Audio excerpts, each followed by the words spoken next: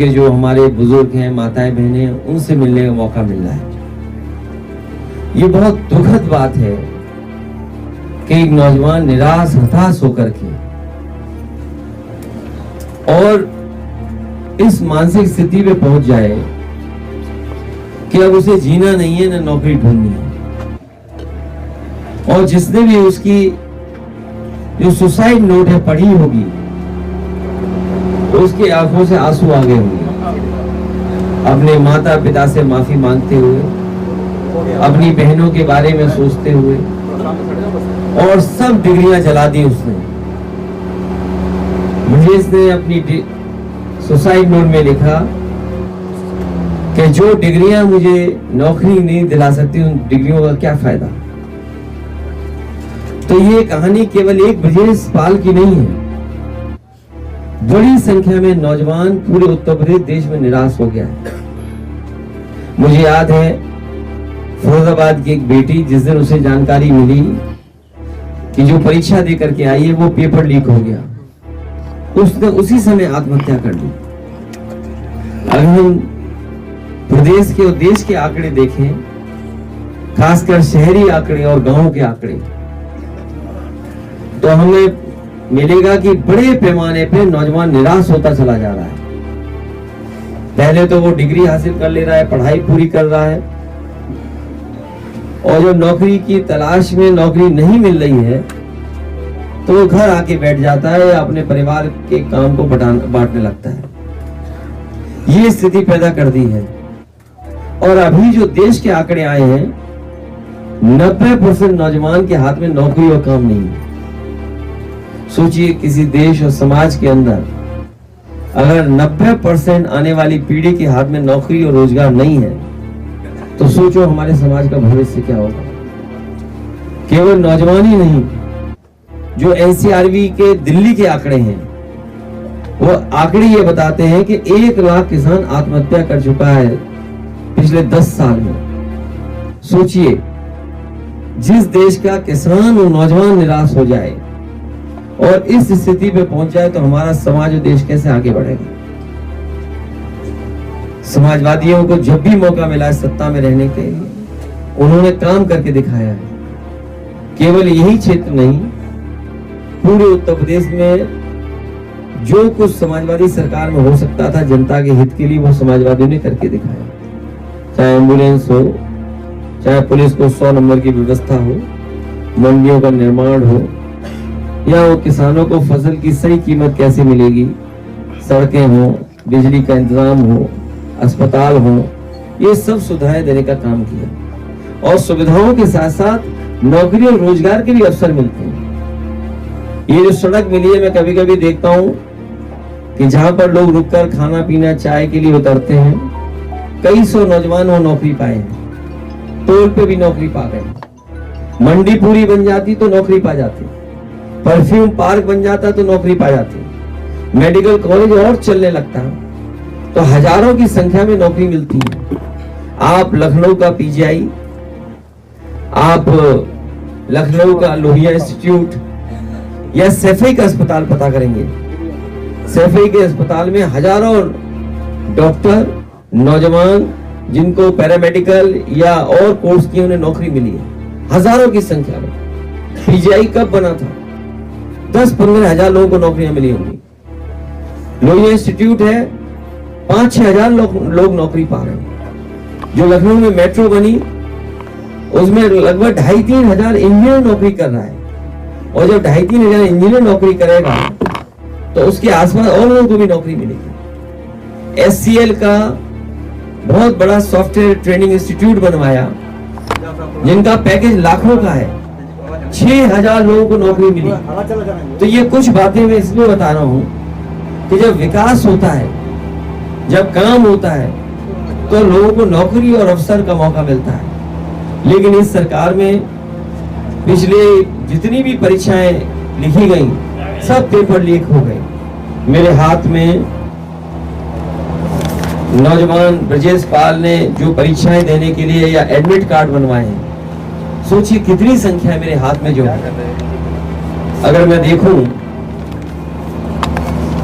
तो ये देखिए कितनी परीक्षाएं हैं जो बेचारा बैठ करके सोचता था कि अगर ये परीक्षा हो जाएंगी तो इसमें मुझे नौकरी मिल जाएगी, लेकिन बहुत सारी परीक्षाएं पेपर लीक हो गए। मेरे हाथ में तो 10-12 हैं नौकरियों के जिसके फॉर्म भरे होंगे उसने। पिताजी बता रहे कि बड़ी पैमाने पे जो कर्मन गट्ठर बना हुआ था वो जला दिया। सोचिए अगर एक देश का नौजवान ये सोचे कि पढ़ने लिखने के बाद मुझे डिग्री से नौकरी नहीं मिल सकती और डिग्री जला करके अपने माँ बाप से माफी मांग करके आत्महत्या कर ले, इससे ज्यादा दुखद काम और कोई नहीं हो सकता। मैं अपने नौजवानों को अपने भरोसे में छोड़ दें। ये तो एक क्षेत्र है, और भी क्षेत्र है इसी तरह के, और कोई चुनाव नहीं छूटा जब प्रधानमंत्री न आए हो, मुख्यमंत्री न आए हो। इस बार जनता उनसे सीधा सवाल पूछेगी कि हमारा विकास कहाँ है, विकास कहाँ खो दिया आपने। सर जी क्या आज चुनाव लड़ने की घोषणा करेंगे आप? क्योंकि आपने कहा अच्छे दिन आएंगे तब करेंगे। समाजवादी पार्टी चुनाव लड़ेगी और बहुत जल्दी फैसला ले लेंगे कौन चुनाव लड़ेगा। क्या आप भी लड़ेगा, कोई दूसरा लड़ेगा? बहुत जल्दी फैसला होगा। इसीलिए मैं हर कार्यकर्ता नेता से मिला भी, हर कार्यकर्ता नेता से मैंने हाथ मिलाया भी कन्नौज की विधानसभा के लोगों से। आपको लेके कि अखिलेश जी हमारे यहाँ से चुनाव लड़े, जब तक हम राजनीति कर रहे हैं तब तक यहाँ है। और सोचिए परफ्यूम मेरी पाक की सड़क से निकलते हुए देखते हो, ये मंडी देखते हो, ये सड़कें जो हॉट मिक्स बनी हुई है, आपको पता ही लगा कब इस गाँव में आ गया। नामांकन होगा और 2,25,000 तो ये नाराज है, लोधी समाज नाराज है, साके समाज नाराज है, क्षत्रिय समाज नाराज है, पास समाज नाराज है, 2 लाख ये लोग नाराज है। सोचो कितने लोग नाराज है कन्नौज में अकेले। और पत्रकार तो ऐसे दुखी है। लोग नाराज हैं, लेकिन बीजेपी कह रही है कि संविधान बदलने की 400 सीट आ गई। संविधान बदल गया तो हमारी ये भोली वाली जनता जिसको बाबा साहब भीमराव अम्बेडकर जी ने अधिकार दिया एक वोट डालने का, इनकी साजिश है कि गरीब जनता वोट ही न डाल पाए, वोट का अधिकार भी छीन लें। और नौकरी इसलिए नहीं दे रहे हैं क्योंकि नौकरी देने से उन्हें आरक्षण देना पड़ेगा, क्योंकि आरक्षण नहीं देना चाहते इसलिए नौकरी का पेपर लीक करा रहे। समाजवादी पार्टी के तरफ कन्नौज करना चाहता है, लेकिन अभी तक जनता को इंतजार। देखिए यही तो गढ़ का कमाल है। बीजेपी से लेके सब घबराए हुए हैं कि कन्नौज इस बार लाखों वोट से हराने वाली है। सांसद जी हाजिर हों, क्या काम किया उन्होंने। सांसद जी हाजिर हों, क्या काम किया है। गाँव से आवाज आ रही है। वो पुलिस को ठोक रहे हैं, इस बार पुलिस भी ठीक करेगी उन्हें। कल फर्स्ट फेज का इलेक्शन है, यूपी की 8 सीटें हैं और देश भर के तमाम सीटों पे कल चुनाव होने जा रहा है। जनता से आप क्या कहना चाहेंगे? मैं इस ब्रजेश पाल नौजवान के घर पर बैठ करके यही कहना चाहता हूँ, इस परिवार ने एक नौजवान अपने बेटे को खोया है, देश के और प्रदेश के एक बेटे को खोया है। प्रदेश सरकार वो बने जो नौकरी और रोजगार दे, वो सरकार न बने जिसकी हर बात झूठी, हर बात वादा उसका झूठी। पहले चरण कितना? मैं पहले चरण में समाजवादी पार्टी और गठबंधन के जितने प्रत्याशी हैं उनके पक्ष में समर्थन मांगने का आह्वान करता हूँ, उसे अपील करता हूँ जनता से कि पहले चरण में इंडिया गठबंधन की मदद करें, सहयोग करें और उन्हें आगे बढ़ा दें, जिताएं। कन्नौज की जनता से हमने बात किया तो कन्नौज की जनता ने कहा कि सांसद जी 5 साल से खत्म कराए हैं और लोगों की जमीन कब्जा की है और मुख्यमंत्री कह रहे हैं कि अच्छे दिन आ गए हैं, राम राज चल रहा है। कैसे? इसीलिए मैंने कहा कि जनता इस बार उनसे सवाल करेगी, जनता कहेगी सांसद हाजिर हो, और इस बार सांसद जी को यहाँ से खारिज करने का फैसला जनता ने लिया।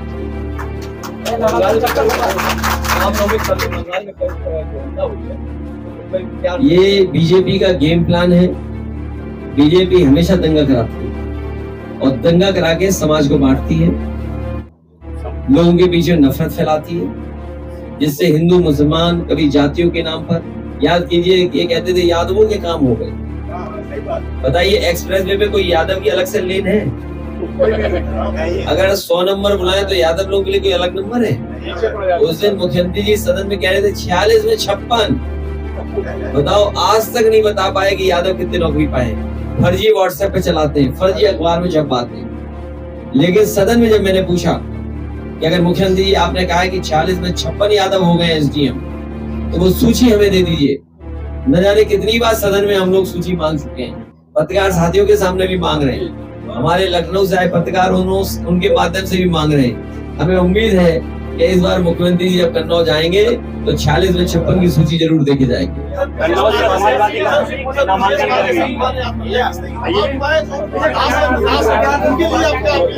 मैं चाहता हूं नौजवान समाजवादियों को चुने, क्योंकि समाजवादी लोग इंडिया गठबंधन के साथ एक नई उम्मीद के साथ आए। ये गठबंधन नई उम्मीदों का है, ये गठबंधन भाईचारा को बढ़ाने का है। समाजवादी पार्टी और इंडिया गठबंधन भारत की मिली जुली संस्कृति को आगे बढ़ाने का गठबंधन है। इस गठबंधन को जिताइए, विकास और खुशहाली को आगे बढ़ाइए। कौन? देखिए, चुनाव है, नहीं ये चुनाव है। कुछ लोग अपनी जान बचाने के लिए ज्वाइन कर रहे हैं।